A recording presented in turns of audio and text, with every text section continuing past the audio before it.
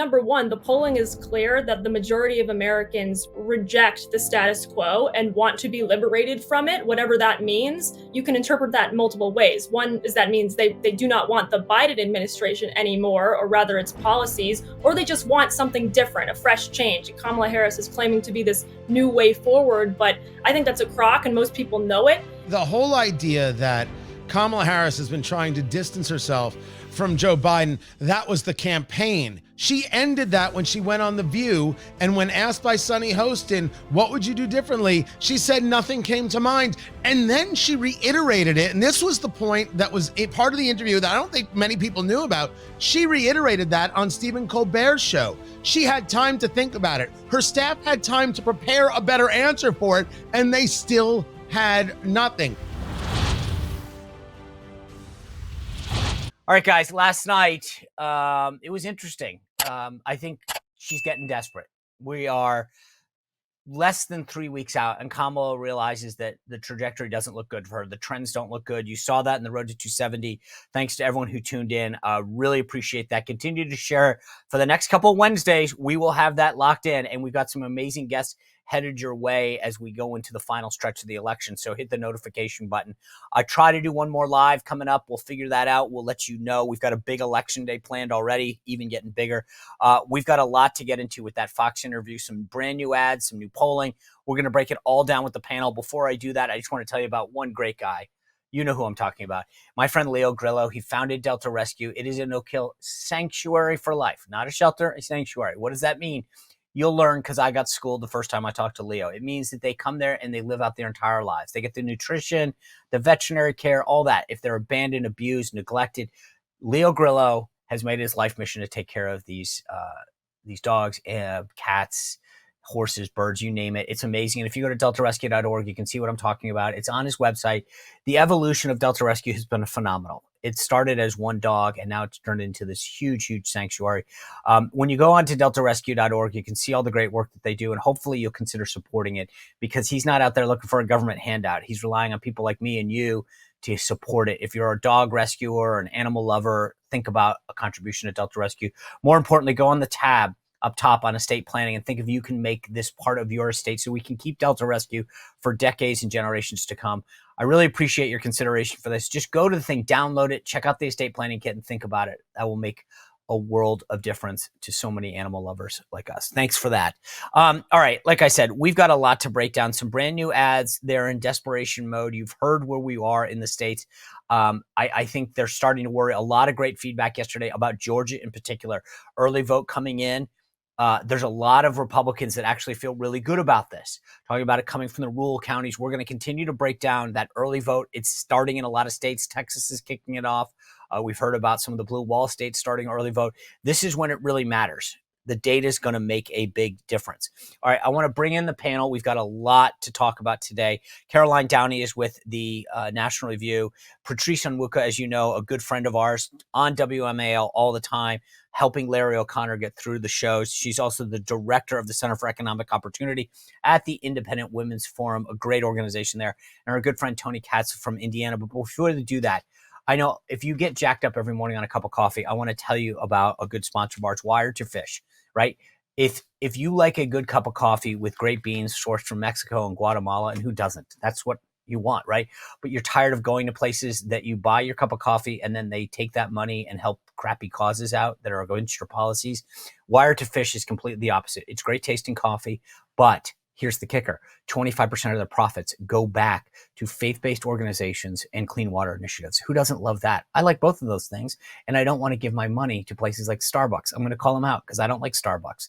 I don't like their coffee, and I don't like their causes. So I'm looking for a great place, and Wired to Fish is one of those. Head over to Wired to Fish, the numeral, wired2fishcoffee.com. And use code WeCare for 15% off. Wired2fishcoffee.com. Use code WeCare, 15% off, and start your day off strong. All right, let's bring in the panel and kick it off. We got a lot to do. Guys, good to see you all. Caroline, I'll start with you because you're the newbie here. What did you think? What did you think about the Kamala interview on Bret Baier last night? Did she move the needle in any direction? If evasiveness was an Olympic sport, she'd be a gold medalist every single time. The dodging is unbelievable. And I mean, we knew there was going to be some meandering. We knew that she would probably not answer a single question that was asked, but I don't think we understood the extent to which she would go off the rails. And I know that Bret Baier came with a lot more tough questions, and she basically ran out the clock with her long-winded answers that were just complete circulars. So no, I don't think she moved the needle because she didn't actually answer any questions. You know, that if you are going on a quote adversarial network, your goal is to convince those handful of swing state voters, those independents and undecideds in literally a couple states. She could have taken that opportunity to persuade them. I mean, to really put their anxieties at ease, and she failed to do that. So I'm not so sure it made any net effect at all, just because it kind of didn't do it. She didn't say anything, very little. Patrice, I agree with that, right? But her base is fired up. They're somehow, just by going on Fox, they're all excited. Did that, maybe she didn't move the needle, as Caroline said, with any undecided voters, but she got her base motivated? Is that a possible positive outcome? Well, her base is already motivated. Well, some of her base is already motivated. The people she needs to motivate are disaffected Black voters, particularly Black men. And she did herself no favors with them last night. Now, I will say that, you know, she might pat herself on the back for seeming like she can get into a scrap and deal with a journalist who is actually asking her tough questions. And she was able to hone in and hammer her key points, which I guess is her closing argument: democracy, democracy. He's a threat to democracy. And I think that's what she was trying to do, trying to maybe introduce a couple of different ideas or storylines that maybe Republican voters haven't heard before. I believe CNN's Brian Stelter this morning said that she did the Googling strategy, which is to get Republican voters who watch Fox News and don't necessarily see coverage around, General Milley talking about President Trump as a threat. So her strategy is, I guess, to peel off Republican voters. And if you notice, she kept saying, oh, like the 100 Republicans that are on stage with me tonight, as though that's going to really move the needle with right. Anyone other than maybe never Trumpers. So did she do herself some favor? Yeah. I mean, she showed that she could scrap it up a little bit, but I don't think it's going to be enough to really get the disaffected voters up and on their feet. The problem is that, if we were to actually believe Brian Stelter is accurate with the Googling idea, they're going to go search things. People don't do that. That's absolutely not what they do when they're watching an interview like this. They want to see if you can answer a question. They want to see if you can hold firm. And there were some people talking about Kamala Harris's poise, that she didn't cackle and run screaming from the room. Sure, she had poise. One can make that argument, but the argument seems to be not about the total lack of answers. It doesn't seem to be about, as you were describing earlier, the dodging of answers. It seems to be all about Bret Baier, and he's interrupting, and it was misogynistic, and it's as if they don't want to hear the voice of a woman of color. That was MSNBC's Morning Joe today. They invite her on the network, and now they don't want to hear from her. Is a strange 1-2 punch. The idea that you're going after the moderator and not the interviewer and not the interviewee is very different than whether you go after the moderator versus the debate candidates, when we see a clear fact-checking and a wrong fact-checking on Donald Trump instead of Kamala Harris, and we see how this plays out. The attack on Bret Baier that we're seeing starting last night, going in, the other night, I should say, going into these days, this is the real, I think, story of what they think of the interview, which is to say, they didn't care as long as they now have a way to get people excited about, look how they attacked her. They're afraid of her. It's always about fear. Yeah. No, by the way, if I'm not sure who's more desperate, Kamala Harris looking for a message in these final days, or Brian Stelter looking for a reason to promote her. It was that's interesting. I do think what's interesting, Caroline, is when I was listening to the interview, the first thing that popped to me, and I'll play this real quick. This is her about her presidency not being an extension of Joe Biden. So you're not Joe Biden, you're not Donald Trump, but nothing comes to mind that you would do differently? Let me be very clear. My presidency will not be a continuation of Joe Biden's presidency. And like every new president that comes in to office, I will bring my life experiences, my professional experiences, and fresh and new ideas. I represent a new generation of leadership. I, for example, am someone who has not spent the majority of my career in Washington, D.C. I invite ideas, whether it be from the Republicans who are supporting me, who were just on stage with me minutes ago, and the business sector, and others who can contribute to the decisions that I make about, for example, my plan for increasing the supply of housing in America and bringing down the cost of housing. A lot about those plans in recent days. Your campaign slogan is a new way forward, and it's time to turn the page. All right. I initially, Caroline, was like, wow, that's not going to go over well with Democrats in the White House. Like, it's a rebuke of Joe Biden. And then I started to think about it. Okay, maybe they don't care. Like, I don't know. How did that play with you? That clip about her rebuking Biden? Well, I'd say, number one, the polling is clear that the majority of Americans reject the status quo and want to be liberated from it, whatever that means. You can interpret that in multiple ways. One is that means they do not want the Biden administration anymore, or rather its policies, or they just want something different, a fresh change. Kamala Harris is claiming to be this new way forward, but I think that's a crock and most people know it. And I mean, here's the thing. She has just been confusing from the get-go in her very short campaign about whether, in fact, she will govern like Biden. It's such a mixed bag because, I mean, first of all, Biden won't let her get away with that. Biden keeps tethering her to himself kind of inadvertently. And of course, that's doing her no favors because I think she wanted to be separated from him at first, but there's this kind of debacle there. There's this conundrum because you don't want to seem like you're not unified with the executive who, was your quote partner through the last 4 years. And you don't want to apologize for the progressive platform that you're supposedly it brought in so many historic gains for, and all these communities. That's what they've been bragging about for the last 4 years. But at the same time, the public consensus on the ground is that this is horrible. Like what we're living through right now is not good. And so I just think what she said last night is more of the same kind of confusion of, do I in fact want to be kind of an extension of the Biden administration or not? And I don't think she really knows. Patrice, I felt like the one group that's definitely going to piss off is the Bidens. And I think Jill Biden, who's already doesn't like her, is basically like, all right, honey, it's war. I'm now going to go after you. And I will be interested in the final couple of weeks here, whether we start hearing about Jill Biden specifically, both of them, but Jill Biden specifically, basically trying to politically shiver.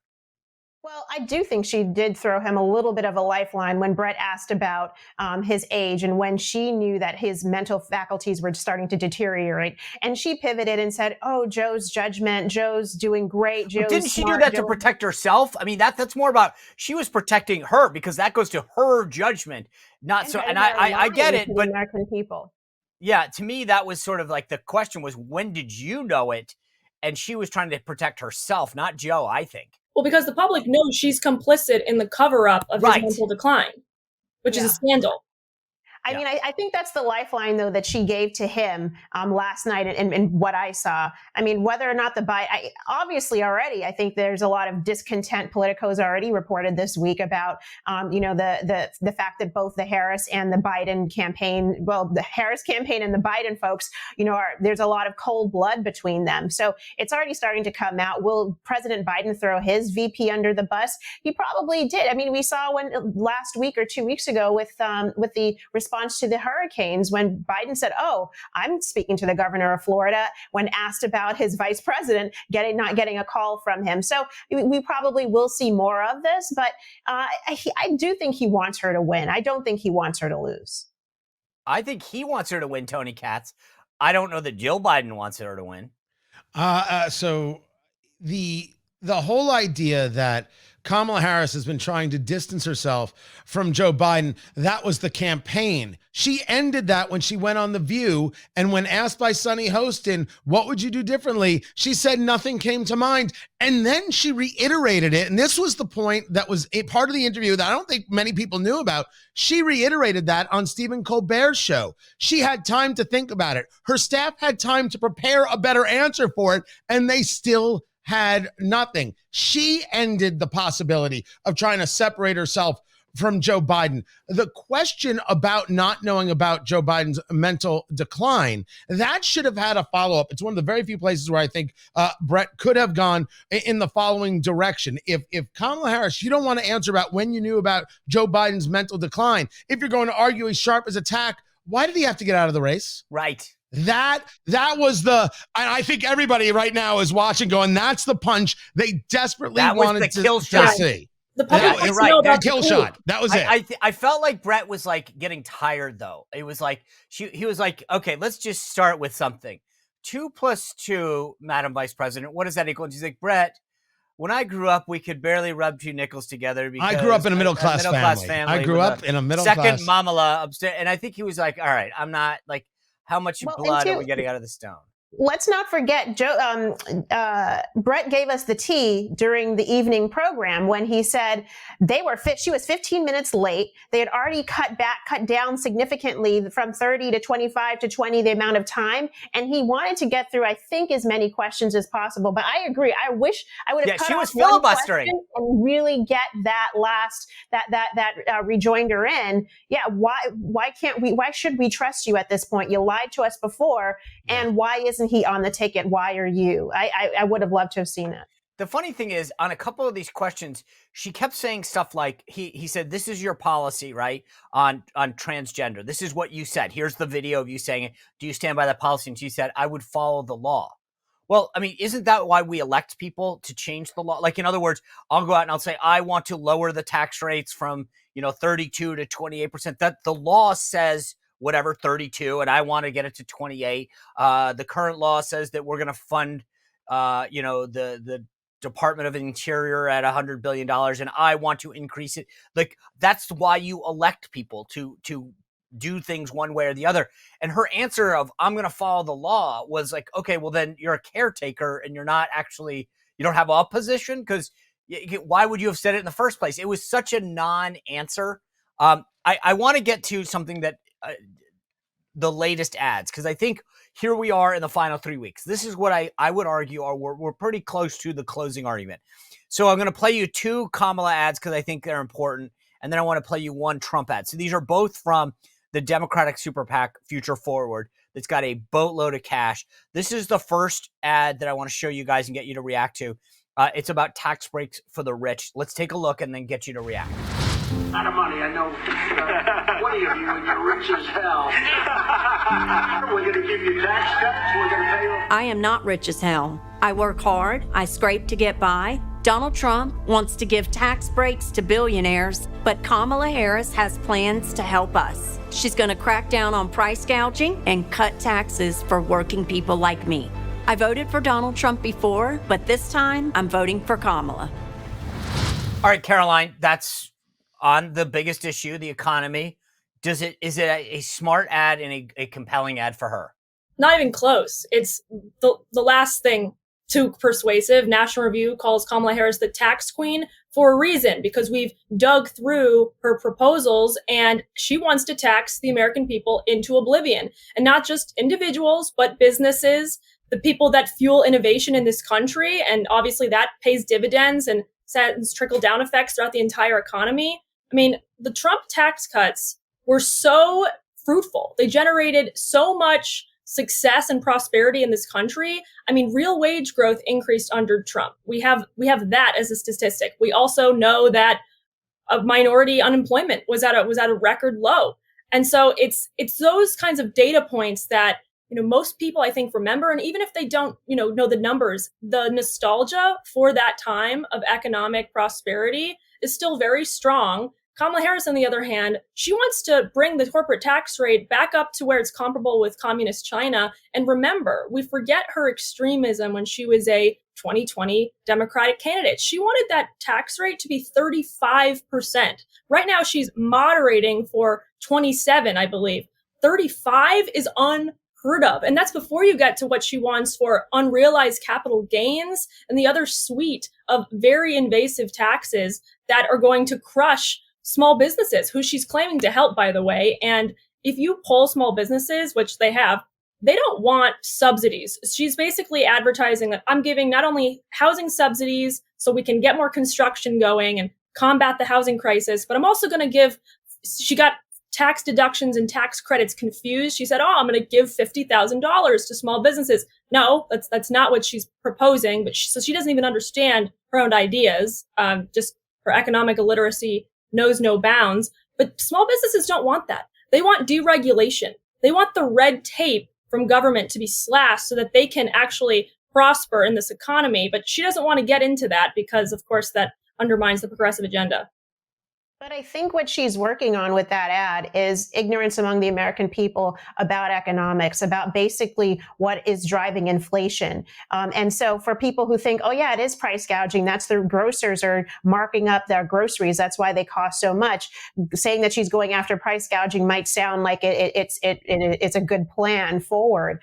And so is it a good ad? And the other piece of it was I voted for Donald Trump in the past, and I'm going to vote for Kamala Harris now. Here in Maryland, we see something similar where you have people who voted for popular Governor Hogan now saying, no, they're going to vote for the Democratic nominee who is awful as my county supervisor, or whatever you call her.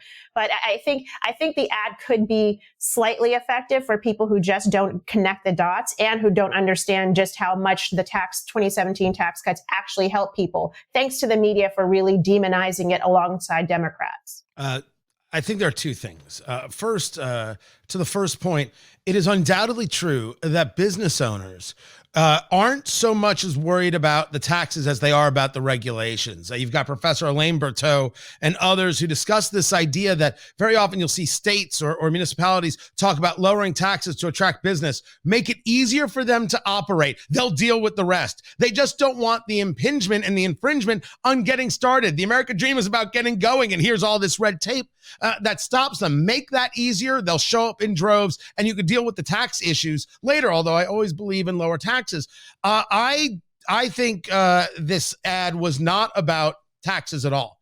This ad was, or I should say, not about the economy at all. The economy is about the cost of eggs and the cost of gasoline. This was about Barack Obama, pay your fair share. This ad was a fair share ad made to try and get people to believe that somehow other people aren't doing you right and they're the reason for all the bad things happening to you economically. It was gross when Obama did it. It was gross when Biden did it. It's still gross when Kamala Harris does it. It's interesting because I thought you were going where Patrice did, which is I thought that the use of a female that said I voted for Donald Trump and I'm not anymore because I'm not rich was an attempt to really speak to females. But that's interesting why you can look at the same ad and get different takes. I want to play you the next one, and then I'm going to get to the Trump one. This is one that I expected. This is a Roe versus Wade abortion ad, which is what they've spent all their time on. Let's take a look at this one and get you to react. For 52 years, they've been trying to get Roe v. Wade into the states. I did a great service in doing it. You want to talk about this is what people wanted? Pregnant women suffering from a miscarriage being denied care in an emergency room because the healthcare providers are afraid they might go to jail, and she's bleeding out in a car in the parking lot. The freedom to make decisions about one's own body should not be made by the government. All right, Caroline, I think, like I said at the outset, this to me is where they've spent all their capital. We're going after women. We're going to drive up the gender gap. We're going to focus entirely on abortion. Do you think it'll move the needle at all?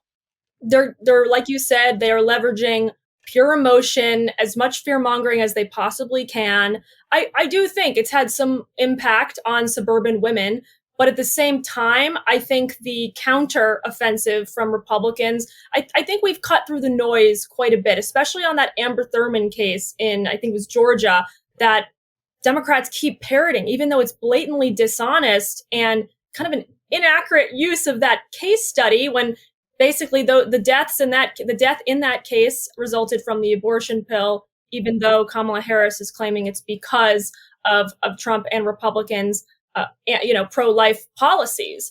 And so I do think that they're stretching as much as they can to basically scare women out of voting for Donald Trump. But, they're not relying on the most accurate set of stories, and that's really unfortunate because you heard that ad, very dramatic music, the instrumentals and the black and white juxtaposition, and it's just kind of shameless at some point, right? Because I know that most Americans still care about the economy predominantly, and I think that also includes working mothers.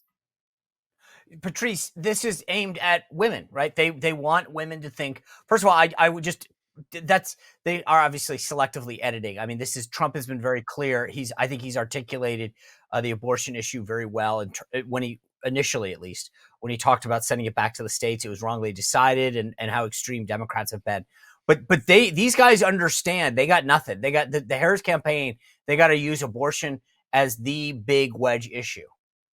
Well, they do, but the abortion issue speaks to women who can afford the luxury of not worrying about the groceries and the gases and the unaffordability. It's interesting just watching my social media feed where you have working mothers who said, yeah, abortion is important, but I can't feed my kids right now. And so I think they're tying it back to the previous ad.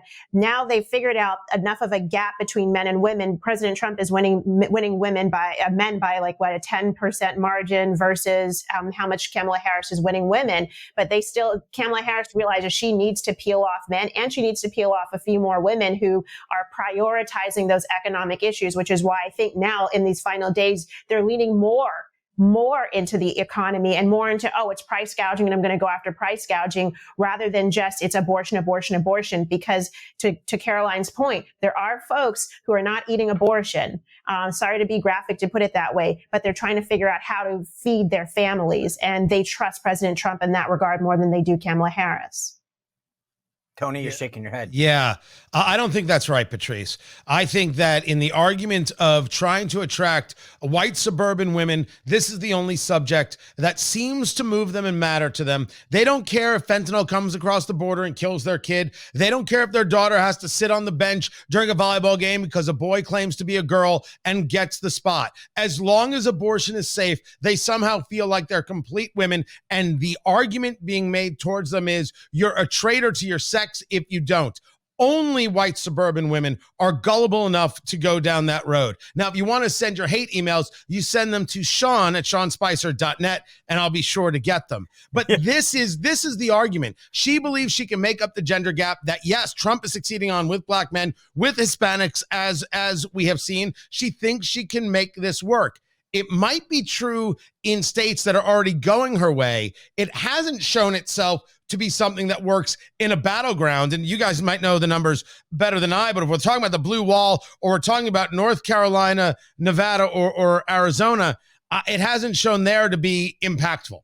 Well, it's in Arizona, it's among young women, it's now become the number one issue among women under 30. And I agree. I mean, look, Patricia got a point. Most people out there saying, I can't pay my bills. I'm not about to have an abortion next week, but I do need to put food on the table. So I need to worry about the economy. But I think for young women, this is a scare tactic that they're trying to employ, and they've got nothing else. They can't answer the question on the border, to your point, Tony. They can't answer the question on the economy because she has been part of the disaster of the last 3.5 years' policies. So it's suddenly like, what can we do to scare the crap out of you? All right. I do want to flip the script and talk about what Trump's doing and whether or not they're effective. So this is the first ad. This has come out of his super PAC, MAGA Inc. It's about crime. Let's take a look at it and get you to react. As San Francisco DA, liberal Kamala Harris let killers go free.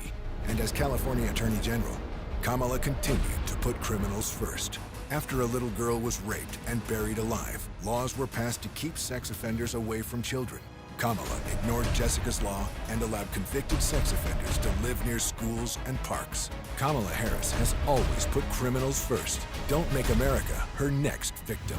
Tony Katz, it's almost like they heard your last analysis. They were like, this is how we're going to go after women, is remind them about her record on crime and who she's allowing to be out there and threatening our community and our children. I think this is something that is a good ad, but I don't think this ad's about women. This ad's about men. This ad is about reinforcing to men that this woman, Kamala Harris, is going to get your kids hurt or worse. And look at what has already happened. Now, does it have a residual effect? Possibly. I think this is an ad towards men. Really, Patrice? Are we flipping the script here? I kind of agree with Tony. I was thinking about it through the women's lens, and like, there are a lot of women who will say, "Oh, but that's not in my community," and so those suburban moms would think, "Oh, that's not in my neighborhood," kind of thing. Whereas men absolutely would see that and worry about it, just as the ads that whomever put out in support of Trump put out about taxpayer dollars being used to support gender transitions in prisons. So that was for men, targeted at men. So I think this could be a good another issue, way to galvanize male support. Caroline, let me just maybe tweak the conversation a bit, because I think if we take Tony's analysis, right, about who it's targeting, and you think about the tone and the tenor of this ad, it does come across. It's got the male voiceover. It's a little bit more harsh. I think it probably does resonate. It's not that soft attempt to maybe go after female voters, and I'm not trying to be stereotypical here, but it does seem a little harsh, more of a male audience that it might be targeting. Is that stylistically, you think, maybe what they're looking for? Yeah, it's a little bit dark MAGA, which I think is a vibe that dudes are into. To Tony's point, I think he's probably right. And if that theory is true, that's not exactly winning more demographics that Trump needs in the final stretch of the race. I noticed that Kamala Harris, as you mentioned earlier, has tried to cater to young men, which are firmly in the camp of Donald Trump. They are absolutely, I mean, the podcast tour that Trump has been doing between Andrew Schultz and, Seth Friedman and it was on Patrick Bet-David today. Yes. I mean, yes. All of them. Theo Vaughn. I mean, he's got the dudes. They love him. They know that he's a strong leader. He's going to make it easier for them to protect their families. But, women, he could definitely go on a few more female podcasts. And, Oh, okay. So let me ask you this, Caroline. He calls you up and says, Caroline, I listen to the Sean Spicer show every day after I'm done with Tony Katz in Indiana. And I heard what you said about that. Where would you say, give me 3 shows that I should go on, or what would you tell him?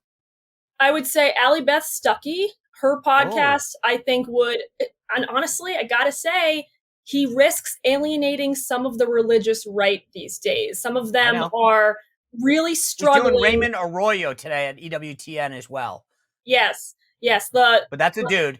On the life issue, sometimes I think there's a good subset of Christian voters that wanted to support Trump, and now they feel morally compromised. Okay, so what other 2 shows? I love your point, but I'm now excited to know, where do I go? I got Where you. do I go? Okay. Alex Clark, because she's I love, we love some of us and Alex. Yes. But Alex, hold on. So tell me why, because I've been saying big food is an issue. That's why. Alex is a champion on big food. That's why. You think that that's the issue, because I want to peel back for a second. You said the religious right, you might be a concern. So is that the Allie Beth Stuckey play? That's Allie Beth Stuckey for the religious right, like basically the Bible Belt women that are now unsure. And you need those people because every vote counts. Alex Clark would be for the Make America Healthy Again. Yep, she's fantastic. Independent women and moms who are afraid that we're basically poisoning our children inadvertently and that child disease is a chronic problem. And RFK, that coalition, that's important with the Alex Clark booking. So Barron Trump, if you're hearing this, book Alex Clark. And I think the third one, I think she should go on call. I think he should go on Call Her Daddy. Oh, I think he should, because I mean, Alex Cooper tried to pretend like her audience was politically diverse. I'm not so sure it's that diverse, but I think there's a lot of what I would call just normal or normie, women who are my age, right? They're unmarried and they're under 30 and they just kind of like pop culture content. And Alex Cooper is an extremely exciting personality that is, she's very current, she's very trendy, and they just tune into her kind of as an impulse because there's really not a lot of other options. So I think he could go on that podcast and maybe make his case to them. Like, listen, here are the issues that I think as you get older, as you come of age, as young women that are going to matter to you. Unfortunately, Cooper's all right. I'm not there yet. I'm not there. The Call Her Daddy thing is so offensive to me on a sexual nature. Patrice, but I want to just he calls you up. He says, I listened to Caroline. Patrice, I need 3 shows I can go on that will bring me into the female audience. What would you say? I start with Megyn Kelly. I mean, obviously male audience there, but definitely she's a newsmaker, and a lot of women, millennials and Gen Zers and Gen Xers certainly trust her. I would go, boy, I'm not a big podcaster, but man, I would, if you want to stay in the conservative circle, go on Outnumbered, which is Fox's midday kind of answer to The View. You're probably going to get a lot of softball questions there, but that's okay. And then, in terms of other podcasts, yeah, I mean, I think I would put my eggs in Megyn Kelly's basket, honestly. All right. I would ask Tony, but Tony, do you have this? Okay, give me it. Give me the. You would go with Kira Davis on the Just Listen to Yourself podcast. Black conservative, wrote the book Crossing Lines.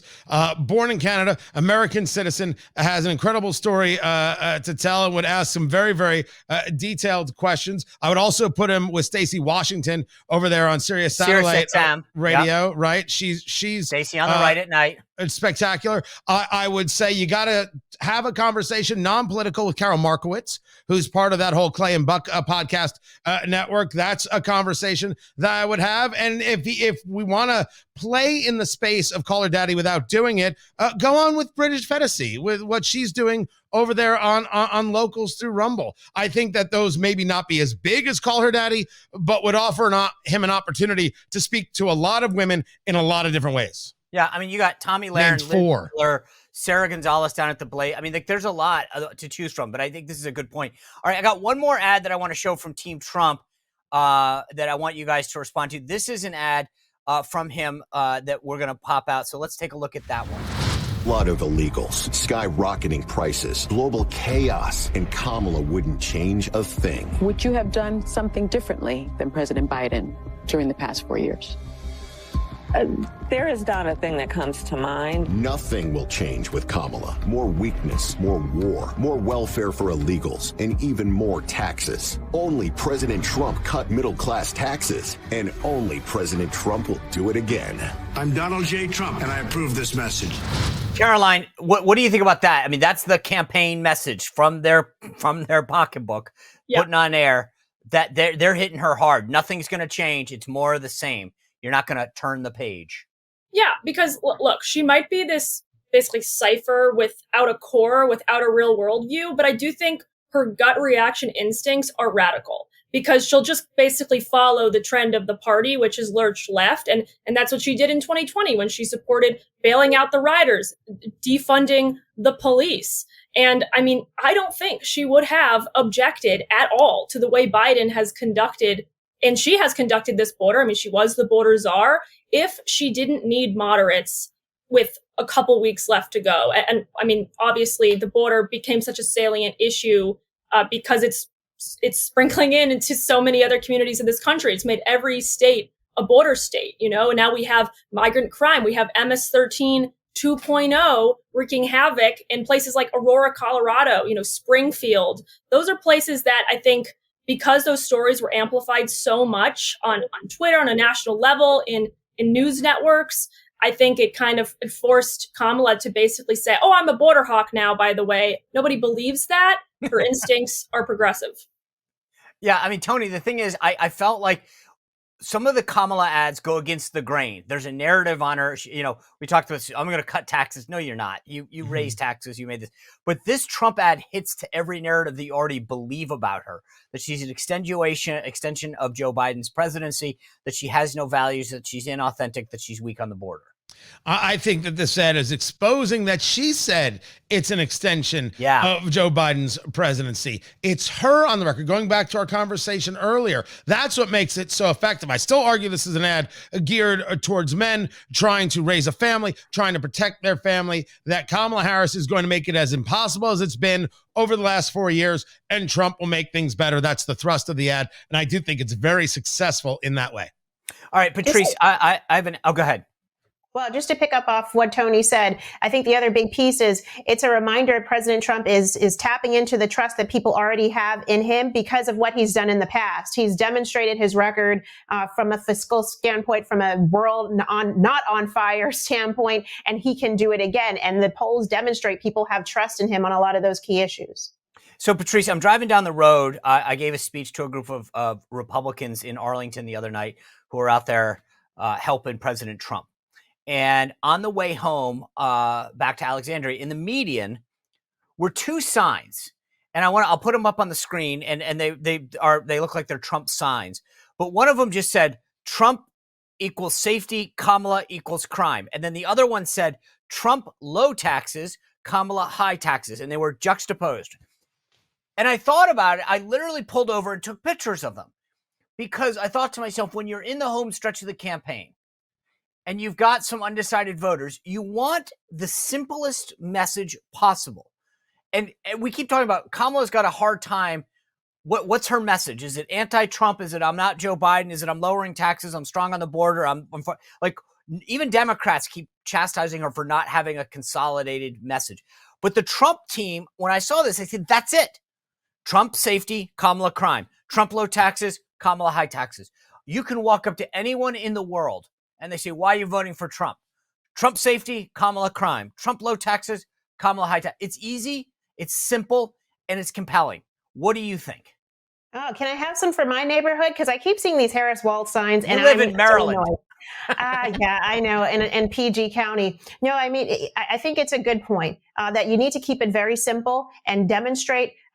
You've got a candidate who's already been president and already proven what he can do on both of those issues. And those still are the top issues. So why not hit them? Right. For Kamala Harris, I wouldn't be surprised if in the last stretch, her issue is one issue. It's going to be democracy. We heard it a lot last night. We heard it time and time again because that's the best, strongest fear mongering they have other than abortion. But that democracy piece is going to be the motivating. And that's what her closer is going to be. I will save democracy. Yeah, you've got to think Joe Biden's like, I've been saying this. I've been saying it. And you guys told me I was wrong. I got to get back in the race. They're going to sub that guy back in. Caroline, we always end Thursdays with winners and losers. Who do you think's had a good week and who do you think's had a bad week? If that means anybody, I'd say Bret Baier's a winner. He absolutely is because that was mine. Sorry. He gave us a real reckoning of Kamala Harris, even despite her evasiveness, despite her showing up late. You know, of course, leftist media is saying she was ambushed by Bret Baier, who's one of the most fair-minded journalists out there. So, you know, he stood tall. By the way, again, I just want to be clear on this. He asked real questions. I mean, how dare he? What is this with the questions and the policies? And oh my gosh! Anyway, I'm sorry. Anyway, we're on the same page on this. Who do you think who was the loser of the week? Well, in the same vein, I think the loser is still the entire network of CBS News, who has not yet released the full transcript of Kamala Harris's 60-minute. Oh, and they got caught editing Mike Johnson. I posted this on Twitter. Like this is sort of like these guys don't know when to stop. All right. Patrice, who do you have as a winner and a loser this week? The winner is, oh gosh, it just escaped my mind. The loser, I'll start with that. Martha Raddatz of ABC. She was called out by J.D. Vance in an epic moment where she's trying to say, oh, just a few apartment complexes have been taken over by violent criminals who should not be here. And he just said, can you listen to yourself? So I think she's definitely the loser. The incidents were limited to a handful of apartment complexes, and the mayor said our dedicated police officers have acted on those concerns. A handful of problems. Only, Martha, do you hear yourself? Only a handful of apartment complexes in America were taken over by Venezuelan gangs, and Donald Trump is the problem and not Kamala Harris's open border? Americans are so fed up with what's going on, and they have every right to be. By the way, the next day, a dude got the crap kicked out of him at one of those buildings. I mean, this is like how many people I'm so glad you brought that up, but it's like with the Democrats, how many people should vote illegally with this? How many illegals should come into the country? How many people should be a victim of crime? Because they never want to give you a line. How many, when is it okay for abortion?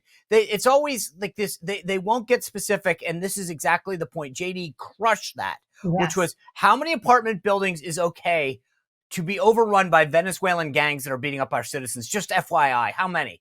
Anyway, did you think of your winner yet? Yes, Elon Musk. We saw with his spaceship, like reconnecting the boosters. So instead of the U.S. government, when they send boosters up, they drop in the ocean and they become fodder for fish. But instead, he was able to reconnect it and pretty much recycle it for being used in future space exploration. So just a reminder of the brilliance of the private sector and frankly the brilliance of Elon Musk. All right, I'll double down on Elon. I got a different loser, but he's a good winner because he also donated $75 million to, and he's doing this tour around Pennsylvania. It's brilliant, by the way. He said, come see me for free. The only price of admission is you have to have voted. It was awesome. Tony Katz, winner and loser.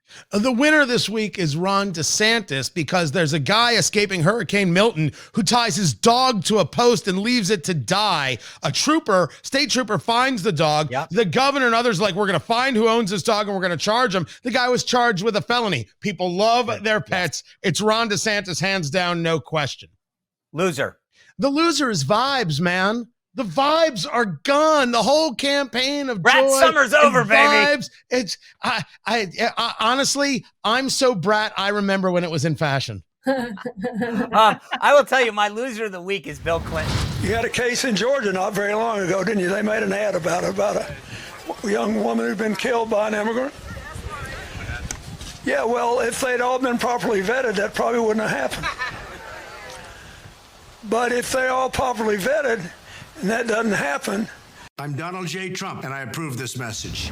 The guy goes out to be a surrogate for Kamala Harris, and it's unfortunate circumstances, so I don't mean to make light of it, but he was asked about the death of Laken Riley, and he says, yeah, she'd still be alive if these people were vetted, which I'm like, that's not exactly what you want a surrogate to do. Right. Anyway, guys, thank you for being here. Great discussion.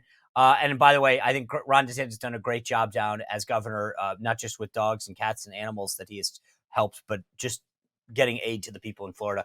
Thank you guys for being this. Tomorrow, great show. Eric Hovde, that candidate in Wisconsin, that is amazing. He's closing the gap. He could be an additional vote in the United States Senate, and he's got the right priorities. Plus, we're going to break down the Get Out the Vote effort in a way that no one else has shared with you. Don't miss it. Hit that notification button. We'll see you back here tomorrow at 6. Well, if you enjoyed this content, make sure to like this video, subscribe, and click the notification bell to get more.